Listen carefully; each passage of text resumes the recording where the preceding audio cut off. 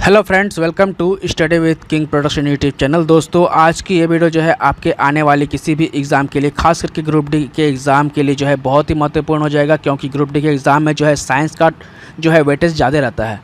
तो चलिए गाइस, शुरू कर लेते हैं इस टॉपिक को, जो कि ये बायोलॉजी का चैप्टर वाइज हम लोग पढ़ रहे थे। पार्ट 2 है आज इस सीरीज़ में, और इसमें हम लोग पढ़ेंगे सेल थ्योरी, स्ट्रक्चर और फंक्शन को, यानी कि कोशिका के सिद्धांत, संरचना और कार्य को पढ़ेंगे, जिसमें हम लोगों ने जो है लाइव क्लास में पढ़ लिया था एनिमल सेल तक, ठीक है, यानी कि जंतु कोशिका तक पढ़ लिया था। अब हम लोग जो है नेक्स्ट पढ़ने वाले हैं इसमें अलग से, यानी कि ये जो टॉपिक है पार्ट 2 इसलिए लाया गया है ताकि आपका जो है यहीं तक कंप्लीट हुआ था ये वाला, लेकिन इसमें जो है प्लांट सेल को भी इसमें इंक्लूड कर दिया गया है इस बार। तो इस बार प्लांट सेल को भी इसमें पढ़ लेंगे, यानी कि पादप कोशिका भी पढ़ लेंगे, और उत्तक यानी कि टिश्यू को भी पढ़ लेंगे, जिसमें कि उत्तक में एनिमल सेल को पढ़ लेंगे, एनिमल टिश्यू को, यानी कि पादप उत्तक को भी पढ़ लेंगे आज को। तो दो टॉपिक जो है एक्स्ट्रा हम लोग पढ़ रहे हैं इसमें, ठीक है। पहले लाइव क्लास तक कहाँ तक पढ़े थे हम लोगों ने? 1 तक पढ़ा था, सेल का एनिमल सेल तक पढ़ा था। तो चलिए गाइस, शुरू कर लेते हैं। शुरू करने से पहले आपको बता दूं, अगर आप लोग चैनल पर पहली बार आए हैं तो चैनल को सब्सक्राइब करके बेल आइकन को जरूर प्रेस करें, ताकि आपको हर एक वीडियो का जो है नोटिफिकेशन सबसे पहले टाइम आपके मोबाइल तक ऑटोमेटिक आपको मिलता रहे। तो चलिए गाइस, शुरू कर लेते हैं इस वीडियो, जो टाइम नहीं वेस्ट करके। और हाँ दोस्तों, अगर आपको किसी भी बुक का PDF चाहिए तो नीचे इंस्टा मोजो का जो लिंक दिया हुआ है, वहाँ से जाकर के किसी भी बुक के PDF को जानते हैं डाउनलोड कर सकते हैं आपको सबसे लोएस्ट फी में, ठीक है। तो चलिए गाइस, शुरू कर लेते हैं इस वीडियो, टाइम नहीं वेस्ट करके। तो दोस्तों चलिए शुरू करते हैं। और इससे पहले जो है हम लोगों ने जो है पार्ट 1 में जो है बायो का पार्ट 1 पढ़ लिया था। अब जो है हम लोग स्टार्ट करने वाले हैं कोशिका से, ठीक है। तो इसमें हम लोग पढ़ेंगे क्या? तो देखिए, इसमें हम लोग पढ़ेंगे कोशिका सिद्धांत, संरचना और कार्य को, यानी कि सेल थ्योरी को पढ़ेंगे, स्ट्रक्चर पढ़ेंगे सेल का, और उसका फंक्शन को भी पढ़ेंगे। तो पहला है देखिए जंतु कोशिका, तो सेल में ही है पहला एनिमल सेल, ठीक है। तो आइए देख लेते हैं। तो पहला प्रश्न कह रहा है, निम्नलिखित में से अर्धसूत्रण के लिए जो है कौन सा कथन जो है सत्य नहीं है, ये बताना है। तो अर्धसूत्रण के परिणाम स्वरूप जो है परिणामी कोषों में गुणसूत्रों की संख्या 2 गुनी हो जाती है, ऐसा नहीं होता है, इसलिए जो है ये गलत है ये कथन। तो यहाँ पर जो है ऑप्शन नंबर बी यहाँ पर गलत हो जाएगा, क्योंकि ये कथन जो है एकदम गलत है। सही कौन है? अर्धसूत्रण 2 चरण में होता है, ये सही है। अर्धसूत्रण के दौरान जो है जनक कोषों के जीन परिणामी कोषों में मिश्रित हो जाते हैं, ये सही है। जनन ग्रंथि जो है गोनॉड में अर्धसूत्रण युग्मक के उत्पादन के लिए होता है, ठीक है। ये प्रश्न जो है देखिए ALP टेक्नीशियन में पूछा गया था 29/8/2018 में शिफ्ट 3 में, ठीक है। इसकी व्याख्या देख लेते हैं। तो व्याख्या देखिए यहाँ पर क्या कर रहा है, अर्धसूत्रीय विभाजन जनन कोशिकाओं में होता है, जो भी जितने भी जनन कोशिका होते हैं उसी में अर्धसूत्रीय विभाजन होता है। यह निम्न 2 चरणों में संपन्न होता है। कौन कौन से होते हैं? अर्धसूत्रीय 1 और अर्धसूत्रीय 2, ठीक है। अर्धसूत्रण के परिणाम स्वरूप परिणामी कोशिकाओं में गुणसूत्रों की संख्या आधी रह जाती है, और वहाँ पर कथन क्या कर रहा था कि अर्धसूत्रीय संख्या 2 गुनी हो जाती है, इसलिए वो कथन जो है वहाँ पर गलत हुआ, ठीक है। अर्धसूत्रण के परिणाम स्वरूप जो है परिणामी कोशिकाओं की गुणसूत्रों की संख्या कितनी होती है? आधी हो जाती है। अर्धसूत्रण में जनकों से भिन्न गुणसूत्र होने के कारण आनुवांशिक विविधता होती है, और अर्धसूत्रण विभाजन के समय जो है दौरान गुणसूत्रों के बीच जो है आनुवांशिक पदार्थों का आदान प्रदान होता है, ठीक है। नेक्स्ट है देखिए, किस कोशिकांग को कोशिका का मास्टर कहा जाता है? कौन से कोशिकांग है जिसको कोशिका का मास्टर ग्रंथि कहा जाता है, मास्टर कहा जाता है? तो ये कहा जाता है किसको? नाभिक को, ठीक है। कोशिका के नाभिक को जो है मास्टर कहा जाता है उसका, ठीक है। नाभिक को कोशिका का मास्टर कहा जाता है। नाभिक कोशिका में DNA, यानी कि DNA जो होता है, नाभिक कोशिका में DNA की ब्लूप्रिंटिंग के अवयव अपने में समाहित रखता है, ठीक है। नेक्स्ट कर रहा है, किसी कोशिका में मौजूद सबसे बड़ा कोशिकांग जो है कौन सा है? तो किसी कोशिका में मौजूद सबसे बड़ा कोशिकांग जो है यह उसका जो है नाभिक ही होता है। सबसे बड़ा कोशिकांग उसका नाभिक होता है। नाभिक कोशिका में उप से सबसे बड़ा कोशिकांग होता है। नाभिक ही जो है कोशिका की क्रियाकलापों को नियंत्रित करता है, यानी कि कंट्रोल करता है। नेक्स्ट है, निम्नलिखित में से किस कोशिकांग को कोशिका का प्रोटीन कारखाना कहा जाता है? कोशिका का प्रोटीन कारखाना जो है किसे कहते हैं, किस कोशिकांग को? तो राइबोसोम जो है, राइबोसोम को ही कहा जाता है कोशिका का प्रोटीन कारखाना, ठीक है, जहाँ पर प्रोटीन बनता है। तो राइबोसोम जो है सजीव कोशिका के कोशिका द्रव में स्थित बहुत ही सूक्ष्म कण होते हैं, जिनकी प्रोटीन के संश्लेषण में महत्वपूर्ण भूमिका होती है। जो क्या करता है? प्रोटीन का संश्लेषण करने में, यानी कि प्रोटीन को संश्लेषण करने में महत्वपूर्ण भूमिका निभाता है राइबोसोम, इसलिए जो है इसे कोशिका का प्रोटीन की फैक्ट्री कहा जाता है, ठीक है। कोशिका की प्रोटीन की फैक्ट्री किसे कहते हैं? राइबोसोम्स को कहते हैं। ठीक है, याद रहेगा। नेक्स्ट कर रहा है निम्नलिखित में से कौन सा कोशिकांग केवल पशु कोशिकाओं में पाया जाता है। तो कौन सा कोशिकांग है जो केवल पशु कोशिका में पाया जाता है, तो यह है लाइसोसोम। ठीक है, लाइसोसोम जो है यह क्या होता है, केवल पशु कोशिकाओं में पाया जाता है। इसकी व्याख्या देखिए, लाइसोसोम जंतुओं की कोशिकाओं में मुख्यतः पाया जाता है। इसकी खोज जो है 1955 ईस्वी में डी डुबे ने किया था।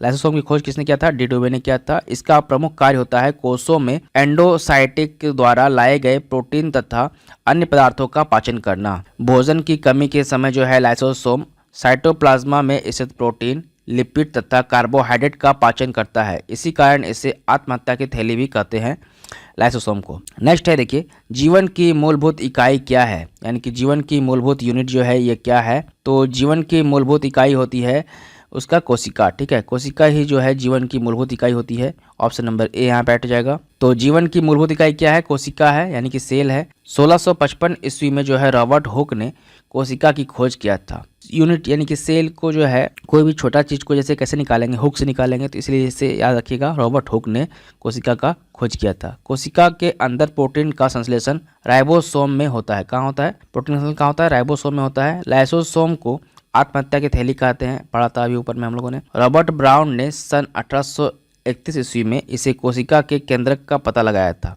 रॉबर्ट ब्राउन ने जो है 1831 ईस्वी में कोशिका के अंदर जो केंद्रक होता है उसका पता लगा लिया था 1831 ईस्वी में। नेक्स्ट है, शरीर में लगी चोट की मरम्मत के लिए किस प्रकार के सेल विभाजन का प्रयोग किया जाता है। तो शरीर में जो चोट लगता है उसकी मरम्मत के लिए किस प्रकार की सेल विभाजन का प्रयोग किया जाता है, तो यह होता है केवल समसूत्रण विभाजन का प्रयोग होता है। ऑप्शन नंबर ए यहाँ पे हट जाएगा। तो व्याख्या देखिए, शरीर में लगी चोट की मरम्मत के लिए केवल समसूत्रण सेल विभाजन का प्रयोग किया जाता है। इसे परोक्ष कोशिका विभाजन भी कहते हैं। क्या कहते हैं इसे, परोक्ष कोशिका विभाजन भी कहते हैं। इस प्रकार की कोशिका विभाजन शरीर की कायिक कोशिकाओं में होता है। इस प्रकार के विभाजन में मातृ कोशिका विभाजन होकर के दो समान नई संतति कोशिकाएं बनाती है। जब ये विभाजन होता है तो क्या होता है, मातृ कोशिका जो होता है यानी कि मदर सेल जो होता है वो विभाजन करके समान प्रकार का जो है नई संतति कोशिकाएं बनाती है। तो जोड़ा को मिलान करना है। देखिए यहाँ पर दिया हुआ है, देखिए कोशिका भित्ति और एटीपी। ठीक है, तो यहाँ पर जो है देखिए स्टार मार्क्स ये दे दिया गया है। तो यहाँ पर जो है कोई भी आंसर जो है सुटेबल नहीं है इसके लिए। तो यहाँ पर देखिए पढ़ते हैं हम लोग इसका व्याख्या को। तो व्याख्या कर रहा है, कोशिका भित्ति जो होता है पादप कोशिका में पाई जाती है। ठीक है, कोशिका भित्ति जो है पादप कोशिका में पाई जाने वाली संरचना है।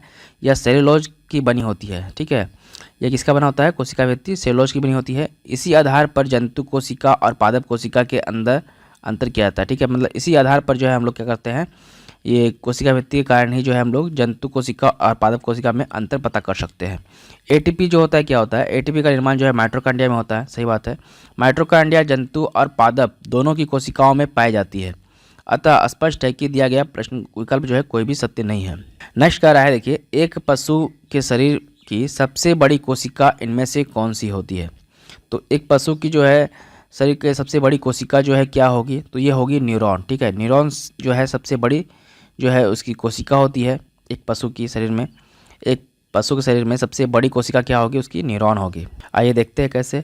तो जानवरों के शरीर में सबसे बड़ी कोशिका न्यूरॉन तंत्रिका होती है। यह तंत्रिका तंत्र में स्थित एक उत्तेजनीय कोशिका है। इस कोशिका का कार्य जो है मस्तिष्क से सूचना का आदान प्रदान और विश्लेषण करना है। तंत्रिका कोशिका में जो है कोशिकीय विभाजन नहीं होता है, जिससे इसके नष्ट होने पर दोबारा प्राप्त नहीं किया जा सकता है, किंतु इसे स्टेम कोशिका द्वारा भी प्राप्त किया जा सकता है। ठीक है, नेक्स्ट कर रहा है, निम्नलिखित में से कौन सा एक कोशिका से अधिक मात्रा में होने वाला अणु है। तो एक कोशिका में अधिक मात्रा में होने वाला अणु जो है यह कौन है, तो यह है जल। ठीक है, जल जो है क्या है, एक कोशिका में अधिक मात्रा में होने वाला एक अणु है। ठीक है, तो कोशिका जो होता है सेल जो है सजीवों के शरीर की रचनात्मक और क्रियात्मक इकाई होती है। कुछ सजीव जो होते हैं जिसके जीवाणुओं के शरीर जो है, जो जीवाणु होते हैं यानी कि जो कुछ सजीव हैं जो इनके जीवाणु यानी कि शरीर उसका जो है एक कोशिका का ही बना होता है, उन्हें एक कोशिकीय जीव कहते हैं।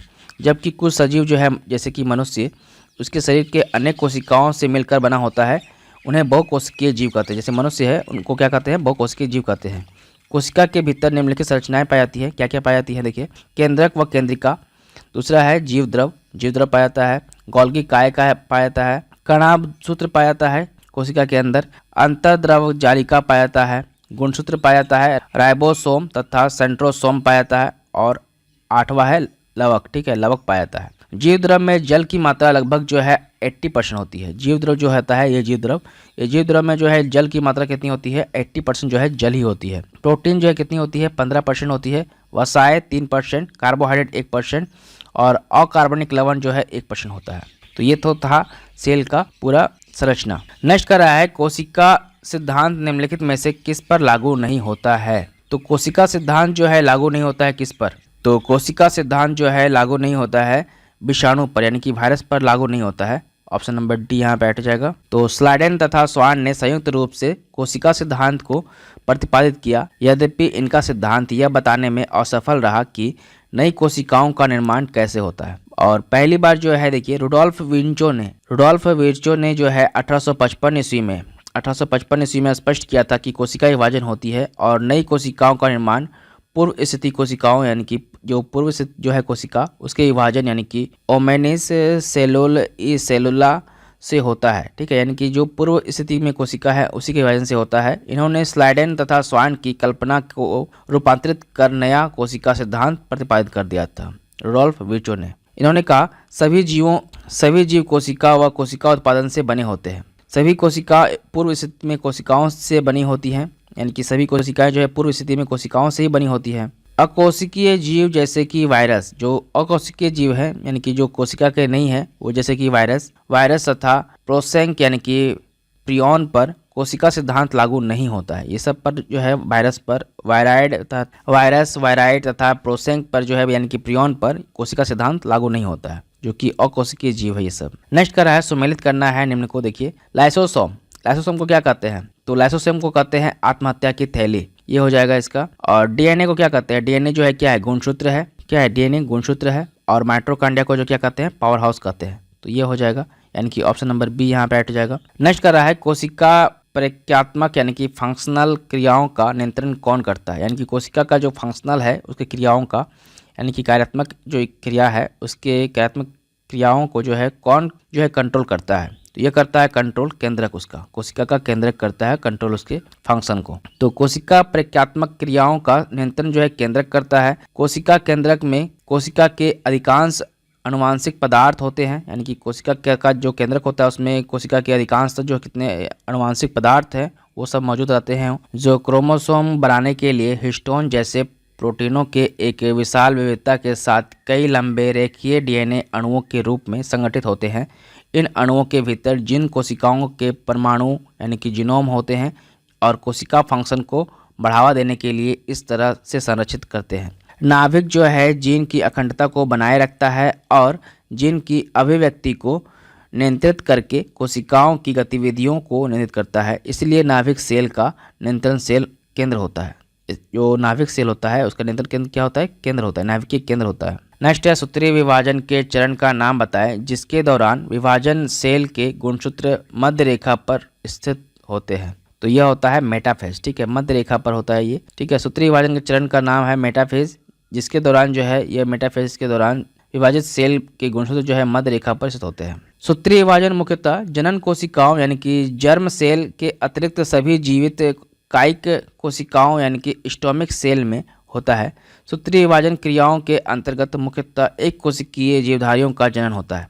ये जो सूत्रीय विभाजन होता है इसमें क्या होता है, एक कोशिकीय विभाजन का ही जो है जनन होता है एवं बहुकोशिकीय जीवधारियों की वृद्धि होती है, ठीक है। इसमें जीवधारियों में सूत्रीय विभाजन की प्रक्रिया निरंतर चलती रहती है। तो जीवधारियों में क्या था, जीवधारियों में सूत्रीय विभाजन की प्रक्रिया जो है निरंतर चलती रहती है। पौधों में सूत्रीय विभाजन मुख्यतः विभोजोत्तक कोशिकाओं यानी कि मेरिस्टेमेटिक सेल में होता है। ये कोशिका जड़ तने के शीर्ष पर स्थित रहता है, यानी कि ये कोशिका कहाँ होता है, जड़ में होता है या तने पर होता है, शीर्ष पर।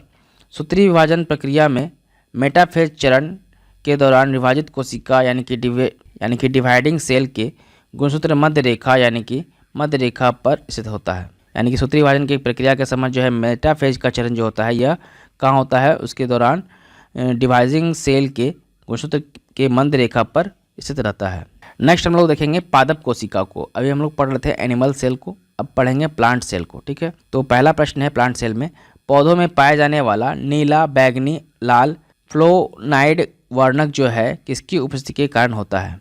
तो ये सब जो पाए जाते हैं नीला, बैगनी, लाल फ्लेवनाइड वर्णक, ये सब जो है एंथ्रोसाइनिन के कारण पाए जाते हैं। ठीक है, पौधों में यह कैसे के कारण पाए जाते हैं? एंथ्रोसाइनिन के कारण पाए जाते हैं। तो पौधों में पाए जाने वाला नीला, बैगनी, लाल फ्लेवनाइड वर्णक जो है एंथ्रोसाइनिन के उपस्थिति के कारण होता है। इसी के उपस्थिति के कारण एंथ्रोसाइनिन की उपस्थिति के कारण होता है।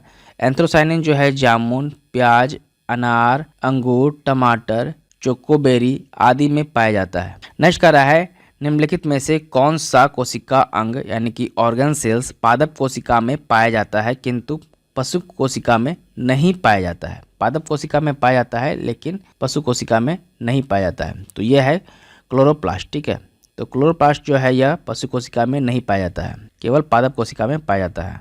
तो क्लोरोप्लास्ट जो है, क्लोरोप्लास्ट को छोड़कर सभी कोशिका जो है पशु कोशिका में पाए जाते हैं। क्लोरोप्लास्ट में हरे रंग का पर्णहरिम या क्लोरोफिल उपस्थित रहता है, जिस कारण पौधों के कुछ भाग व पत्तियां हरी दिखाई देती है। क्लोरोप्लास्ट के कारण ही जो है पौधे की पत्तियां हरा दिखाई देता है या उसके कुछ भाग। इसके द्वारा ही प्रकाश संश्लेषण की क्रिया होती है, क्लोरोप्लास्ट के कारण ही, और कार्बोहाइड्रेट बनते हैं।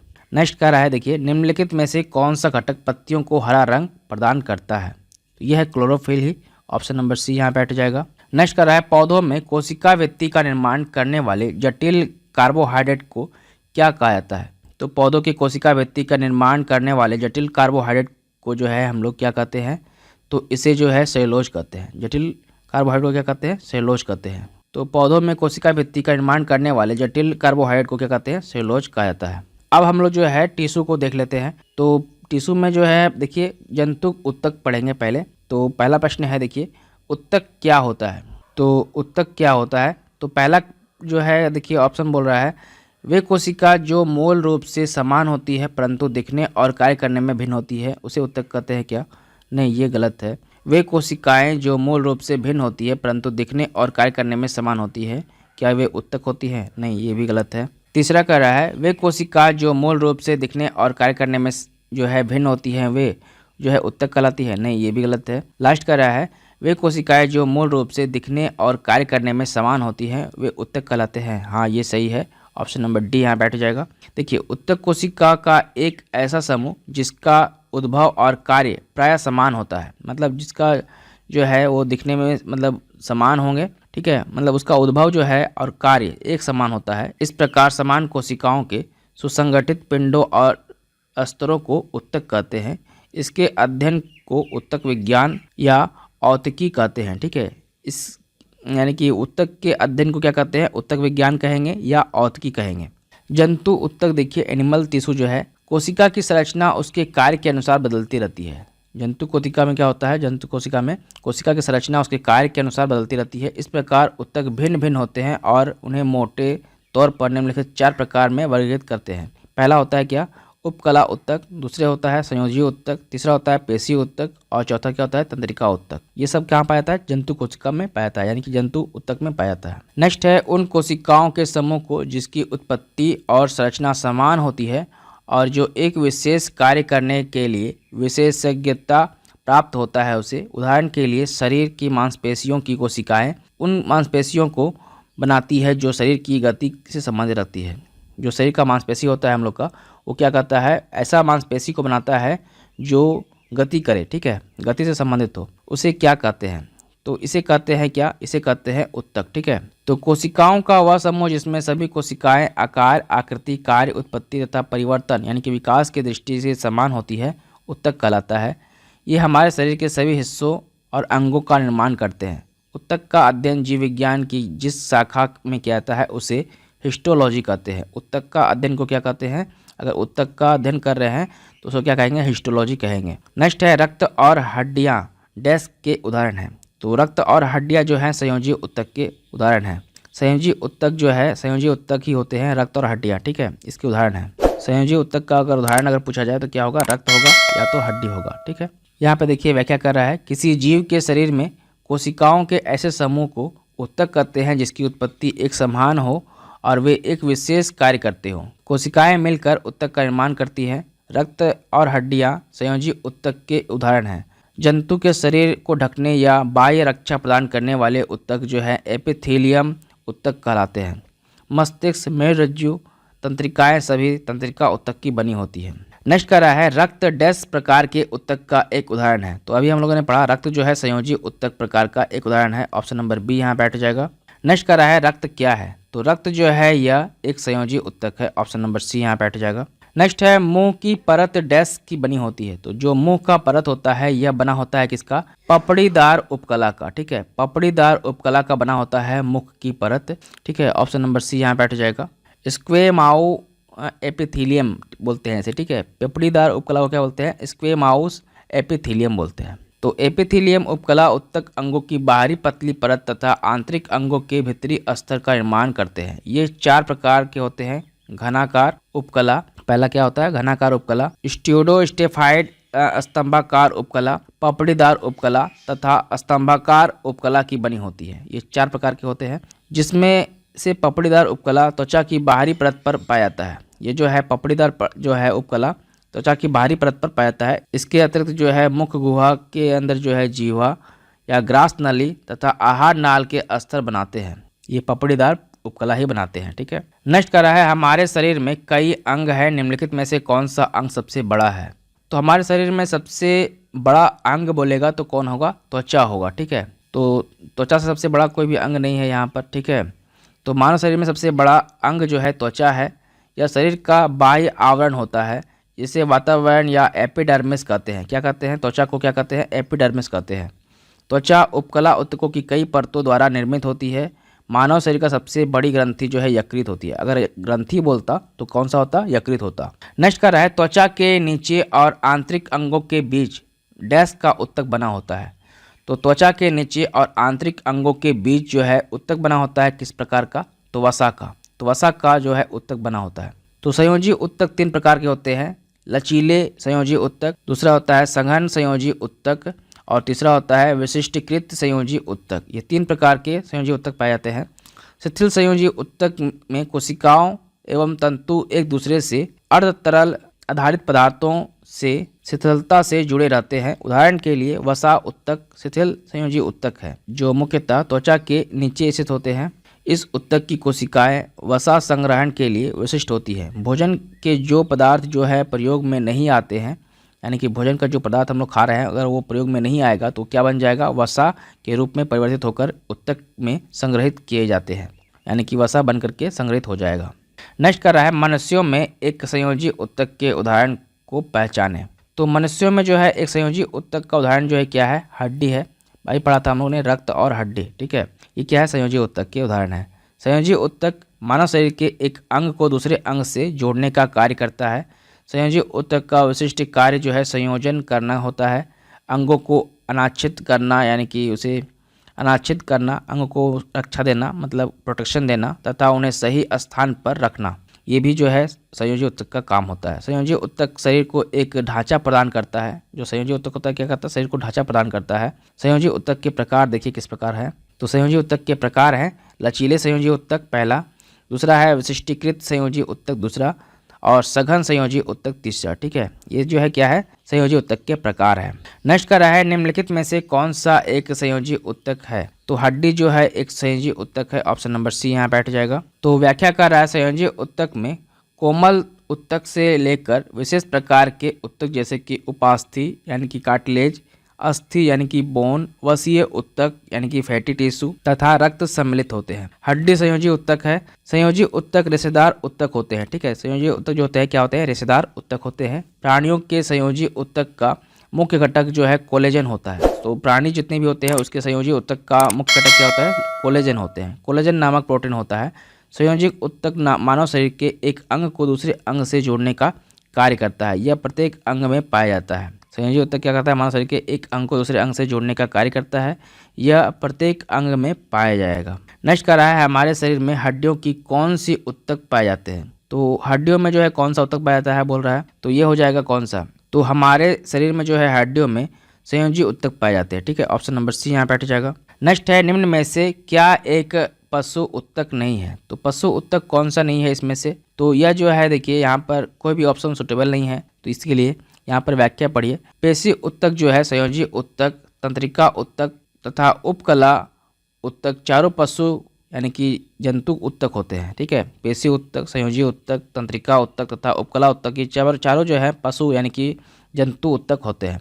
किसी जीव के शरीर में तंत्रिका ऐसे रेशे का कहते हैं, यानी कि किसी जीव के शरीर में जो तंत्रिका होता है ऐसे रेशे को कहते हैं जिसके द्वारा शरीर का एक स्थान से दूसरे स्थान तक संकेत भेजे जाते हैं। मनुष्य शरीर में तंत्रिकाएं जो है शरीर के लगभग हर भाग को मस्तिष्क या मेरुरज्जु से जोड़कर उसको आपस में संपर्क कराती है। मनुष्य शरीर में जो है तंत्रिका को क्या क्या करता है, उसको लगभग हर भाग को मस्तिष्क से जोड़ेगा या तो मेरुरज्जु से जोड़ देगा, उससे जो है आपस में संपर्क रखता है जिससे कि जो है उसको सूचना मिल सके मनुष्य को। नेक्स्ट कर रहा है डैश उत्तक हमारे मुंह की आंतरिक स्तर को बनाए रखता है। तो हमारे मुंह के आंतरिक स्तर को बनाए रखता है कौन, तो यह है सरल स्क्वेमस एपिथेलियम, ठीक है। यही जो है सरल स्क्वेमस एपिथेलियम जो है हमारे ये उत्तक जो है हमारे मुंह के आंतरिक स्तर को बनाए रखता है। व्याख्या कर रहा है कोशिकाओं में रक्त नलिका स्तर या कूपिका जहाँ पदार्थों का संवहन वर्णात्मक परागम्य झिल्ली द्वारा होता है, वहाँ पर चपटी एपिथेलियम उत्तक कोशिकाएं होती है जिनको सरल सल्की एपिथेलियम कहते हैं। ये अत्यधिक पतली चपटी होती है तथा कोमल अस्तर का निर्माण करती है। आहार नली तथा मुख का स्तर सल्की एपिथेलियम से ढका होता है।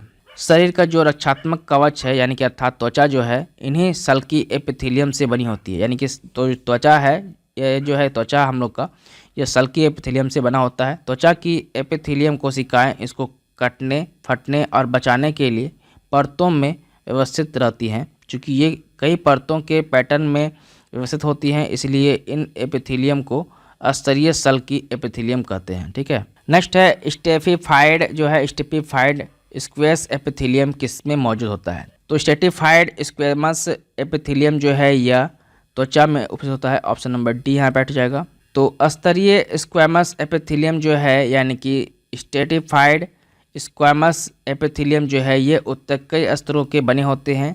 सबसे निचले स्तर को जनन स्तर कहते हैं, ठीक है। जो सबसे नीचे स्तर होता है उसको क्या कहेंगे, जनन स्तर कहेंगे, जो लगातार विभाजन होकर नई नई कोशिकाओं का निर्माण करता रहता है। सबसे बाहरी स्तर की कोशिकाओं जो है चपटी शतकों जैसी होती है, ठीक है, जो पुरानी होकर निर्जीव हो जाती है। यह उत्तक त्वचा होता है। मुख हुआ, ग्रसनी तथा आँख कॉर्निया पर बाह्य आवरण बनाती है। इसका मुख्य कार्य क्या होता है, संक्रमण तथा घर्षण से बचाना। ये जल रोधक का भी कार्य करती है। नेक्स्ट है डैश उत्तक के मैट्रिक्स होते हैं और कोशिकाएं मैट्रिक्स में सन्निहित होती है। तो संयोजी उत्तक इसका आंसर हो जाएगा। संयोजी उत्तक में मैट्रिक्स होते हैं और ये कोशिकाएं जो है मैट्रिक्स में सन्निहित होती है, ठीक है। ऑप्शन नंबर ए यहाँ बैठ जाएगा। तो जटिल प्राणियों के शरीर में संयोजी उत्तक बहुयात एवं विस्तृत रूप में फैला होता है। संयोजी उत्तक शरीर के अन्य उत्तकों एवं अंगों को एक दूसरे से जोड़ने तथा आलंबन के आधार पर दिया गया है। संयोजी उत्तक ये कोमल से लेकर विशेष प्रकार के उत्तक जैसे कि उपास्थि, अस्थि, वसीय उत्तक तथा रक्त सम्मिलित है। ये सब क्या है, एक संयोजी उत्तक है। रक्त को छोड़कर सभी संयोजी उत्तक को जो है शरीर को संरचनात्मक प्रोटीन तथा तंतु स्रावित करती है, ठीक है। जो रक्त को छोड़कर क्या करती है, सभी कोशिका जो है संयोजी कोशिका को संरचनात्मक तथा यानी कि उसका संरचना बनाता है या उसके तंतु स्रावित करती है, जैसे कि जिसे कोलेजन या इलास्टिन कहते हैं। ये उत्तक को जो है क्या करता है, शरीर को, यह उत्तक जो है उसको शरीर को शक्ति, प्रत्यास्था और लचीलापन प्रदान करता है। ये कोशिकाएं जो है रूपांतरित पॉलीसेकेराइड भी स्रावित करती है जो कोशिका और तंतु को यानी कि कोशिका और तंतु के बीच जो है जमा होकर अधात्री यानी कि मैट्रिक्स का कार्य करती है। नेक्स्ट का रहा है डैश एक संयोजी उत्तक है। तो संयोजी उत्तक इसमें से कौन सा है, तो रक्त है। ऑप्शन नंबर बी यहाँ बैठ जाएगा। तो रक्त जो है एक संयोजी उत्तक है। अभी हम लोगों ने पढ़ा संयोजी उत्तक मानव शरीर में एक अंग को दूसरे अंग से जोड़ने का कार्य करता है। यह प्रत्येक अंग में पाया जाता है। संयोजी उत्तक का विशिष्ट कार्य संयोजन करना होता है और अंगों को अनाच्छिद्र यानी कि उसको प्रोटेक्शन देना या उन्हें सही स्थान पर रखना। प्राणियों में संयोजी उत्तक के मुख्य घटक जो है कोलेजन नामक प्रोटीन होता है। प्राणी में जो है प्रमुख घटक जो है संयोजी उत्तक का क्या होता है, कोलेजन यानी कि कोलेजन नामक जो प्रोटीन होता है वही होता है। तो यहाँ पर क्या हो जाएगा, राइट, रक्त, ठीक है। नेक्स्ट है पेशी उत्तक कितने प्रकार के होते हैं। तो पेशी उत्तक जो है यह 3 प्रकार के होते हैं। कौन कौन होते हैं, रेखीय पेशी, अरेखित पेशी और हृदय पेशी। ये सब जो है ये पेशी के प्रकार है। नेक्स्ट है मानव शरीर की त्वचा का सबसे बाह्य परत क्या कहलाता है? तो एपिडर्मिस कहलाता है। ऑप्शन नंबर सी यहाँ पे हट जाएगा। मानव शरीर का सबसे बाहरी त्वचा को क्या कहते हैं, यानी कि त्वचा की बाहरी परत को क्या कहते हैं? एपिडर्मिस कहते हैं। मानव शरीर की त्वचा का सबसे बाहरी परत जो है एपिडर्मिस कहलाता है। यह त्वचा का स्थलीय उपकला यानी कि सेटिस्फाइड एपिथेलियम की कई परतों से मिलकर बनती है। यह शरीर के अलग अलग भागों में अलग अलग मोटाई की होती है, यानी कि शरीर का जितना ही भाग है सब भाग का अलग अलग मोटा होता है। अलग अलग मोटाई में अलग अलग भागों की अलग अलग मोटाई होती है। बाह्य त्वचा में कोशिकाओं की आकृति 4 प्रकार की होती है। तो बाह्य त्वचा में कोशिकाओं की आकृति 4 प्रकार की होती है। वो कौन कौन सी होती है? सल्की परत, स्वच्छ परत, कणिकामय परत, प्रोही या अंकुरत परत। ठीक है, ये सब जो है प्रकार है कोशिकाओं का। ठीक है, कोशिकाओं की आकृति का प्रकार है ये सल्की परत, स्वच्छ परत, कणिकामय परत और प्रकोरी परत। ठीक है, नेक्स्ट है निम्न में से कौन सा हिस्सा मानव त्वचा का सबसे बाहरी हिस्सा होता है? तो मानव त्वचा का सबसे बाहरी हिस्सा होता है एपिडर्मिस। ऑप्शन नंबर ए यहाँ बैठ जाएगा। नेक्स्ट है निम्नलिखित में से संयोजी उत्तक नहीं है कौन? तो संयोजी उत्तक नहीं है तंत्रिका कोशिका। ठीक है, अस्थि होता है संयोजी उत्तक, उपास्थि होता है और रक्त भी होता है। तो यही वाला जो है नहीं होता है, तंत्रिका कोशिका नहीं होता है। ऑप्शन नंबर ए यहाँ बैठ जाएगा। तो कोशिका की संरचना उसके कार्य के अनुसार बदलती रहती है। इस प्रकार उत्तक जो है भिन्न भिन्न और उनके चारों भागों विभाजित किए जाते हैं। ठीक है, यानी कि इस प्रकार जो है उत्तक जो है भिन्न भिन्न होते हैं और उन्हें 4 भाग में विभाजित किया जाता है। उपकला उत्तक पहला, दूसरा संयोजी उत्तक, तीसरा पेशी उत्तक, चौथा तंत्रिका उत्तक। अस्थि यानी कि बोन, उपास्थि यानी कि कार्टिलेज तथा रक्त यानी कि ब्लड, ये क्या है? सभी उत्तक है। ठीक है, संयोजी उत्तक है। जबकि तंत्रिका कोशिका क्या है? तंत्रिका उत्तक का भाग है। नेक्स्ट है स्क्वेसम एपिथेलियम उत्तक फेफड़ों के अलवेली और जानवरों के अन्य हिस्सों में पाया जाता है जहां डैश संकुचन और विश्राम होता है। तो स्क्वेसम एपिथेलियम उत्तक फेफड़ों के अलवेली और जानवरों के अन्य हिस्सों में पाया जाता है जहां अस्थायी संकुचन और विश्राम होता है। वहीं जो है स्क्वेसम एपिथेलियम उत्तक पाया जाता है जानवरों में। ठीक है, इसकी व्याख्या देखिए। स्क्वेसम एपिथेलियम जो है स्क्वेसम कोशिकाओं की एक परत से बनने वाले उत्तक होते हैं जो सतहों को पंक्तिबद्ध करते हैं। स्क्वेसम कोशिकाएं जो है बड़ी पतली और सपाट होती है और इनमें एक गोल केंद्रक होता है। यह उत्तक रक्त वाहिकाओं को भित्ति में तथा फेफड़ों के वायु कोश में पाया जाता है। यह विसरण सीमा का कार्य करती है। नेक्स्ट है किस प्रकार की कोशिकाओं से त्वचा बनती है? तो अधिचर्म कोशिका से जो है त्वचा बनी होती है। ठीक है, ऑप्शन नंबर ए यहाँ बैठ जाएगा। तो यहाँ पर व्याख्या देखिए। बाह्य त्वचा या अर्धिचर्म एकल कोशिका स्थूल होती है और उप त्वचा द्वारा आकृति होती है। उप त्वचा द्वारा आकृत होती है। उप त्वचा क्वेटीन नामक मौसी पदार्थ की जलरोधी परत होती है जो उप त्वचा या अधिचर्म कोशिकाओं द्वारा स्रावित की जाती है। उप त्वचा की कोशिकाएं जो है दीर्घित तथा चपटी होती है। इसमें कई अंतरकोशिकीय अवकाश नहीं होता है। इसके अतिरिक्त भीतरी अवयव मृदुतक कोशिकाओं के समान होती है। नेक्स्ट कर रहा है डैश उत्तक के प्रकार ग्रंथियां बनाते हैं। तो यहाँ पर हो जाएगा एपिथेलियल जो होता है एपिथेलियल, यह उत्तक के प्रकार ग्रंथियां बनाती है। ऑप्शन नंबर बी यहाँ बैठ जाएगा। तो जंतु के शरीर को ढकने या बाह्य रक्षा प्रदान करने वाले उत्तक को उपकला उत्तक यानी कि एपिथेलियम टिश्यू कहते हैं। त्वचा, मुंह, आहार नली, रक्तवाहिनी नली का स्तर जो है फेफड़ों की कुपिका, वक्कीय नली आदि सभी उपकला उत्तक से बने होते हैं। घनाकार उपकला उत्तक घनाकार उपकला उत्तक जो होता है यह वक्कीय नली तथा लाल ग्रंथि की नली के स्तर का निर्माण करता है जहां यह उसे यांत्रिक सहारा प्रदान करता है। ये उपकला कोशिकाएं जो है प्रायः ग्रंथि कोशिकाओं के रूप में अतिरिक्त विशेष अर्जित करती हैं जो उपकला उत्तक की सतह पर पदार्थों का स्राव कर सकती है। कभी कभी उपकला उत्तक का कुछ भाग जो है अंदर की ओर मुड़ा होता है तथा यह बहुकोशिकीय ग्रंथि का निर्माण करता है जिसे उन्हें ग्रंथिल उपकला कहते हैं। नेक्स्ट है जंतु कोशिकाओं में वृक्क को यांत्रिक समर्थन प्रदान करने के लिए डैश एपिथेलियम इसकी आंतरिक परत निर्माण करता है। तो कौन करता है? तो जंतु कोशिका में वृक्क को यांत्रिक समर्थन प्रदान करने के लिए जो है यह आयत फलकीय यानी कि क्यूबलाइड एपिथेलियम इसकी आंतरिक परत का निर्माण करता है। ऑप्शन नंबर ए यहाँ बैठ जाएगा। नेक्स्ट है डैश उत्तक के प्रकार ग्रंथियां बनाते हैं। तो कौन सा उत्तक जो है ग्रंथियां बनाती है? तो यह होता है एपिथेलियल जो होता है एपिथेलियल उत्तक यह क्या करती है? ग्रंथियां बनाती है। ऑप्शन नंबर बी यहाँ बैठ जाएगा। नेक्स्ट है हिस्टामिन स्रावक कोशिकाएं डैश में पाई जाती है। तो हिस्टामिन स्रावक कोशिकाएं जो है यह संयोजी ऊतक में पाई जाती है। ऑप्शन नंबर ए यहाँ बैठ जाएगा। तो यहाँ पर देखिए व्याख्या, हिस्टामिन स्राविक कोशिकाएं जो है संयोजी ऊतकों में पाई जाती है। प्राणियों के संयोजी ऊतकों में मुख्य घटक जो है कोलेजन नामक प्रोटीन होता है। इस संयोजी ऊतक में प्रायः तंतु कोरक यानी कि जो तंतु को जन्म देता है यानी कि महाभक्षक काणु और मास्ट कोशिकाएं होती है जो हिस्टामिन का स्रावन करती है। नेक्स्ट है अवकोषत यानी कि एरोलर टिश्यू डैश के बीच एक पूरक ऊतक यानी कि फिल्टर टिश्यू का काम करता है। तो अवकोषतक जो है यानी कि एरोलर टिश्यू जो है त्वचा और मांसपेशी के बीच जो है एक पूरक ऊतक यानी कि फिल्टर टिश्यू के रूप में काम करता है। ऑप्शन नंबर ए यहाँ बैठ जाएगा। इसकी व्याख्या हो जाएगी, अवकाशीय ऊतक शरीर के दूसरे संयोजी ऊतकों की अपेक्षा अधिक पाया जाता है।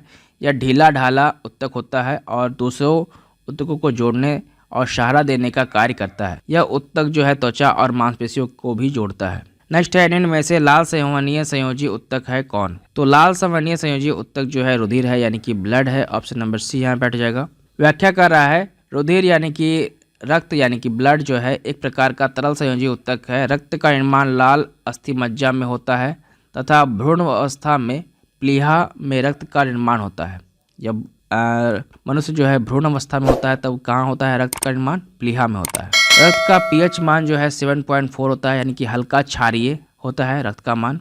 रुधिर लाल रंग का चिपचिपा सा, जल में कुछ भारी और अपारदर्शी तथा इसे संवहनीय संयोजी ऊतक भी कहा जाता है। नेक्स्ट है, डैश ऊतक ग्रंथियों का निर्माण करता है। तो ग्रंथियों का निर्माण जो है कौन सा ऊतक करता है? तो ग्रंथियों का निर्माण जो है वाहिका ऊतक करते हैं। ठीक है, वाहिका ऊतक करती है। ऑप्शन नंबर बी यहाँ बैठ जाएगा। इसकी व्याख्या देखिए, वाहिका ऊतक ग्रंथियों का निर्माण करते हैं। यह ग्रंथि कोशिकाओं का एक ऐसा समूह है जो शरीर के विकास के लिए आवश्यक हार्मोन व प्रोटीन का स्राव व संश्लेषण करती है।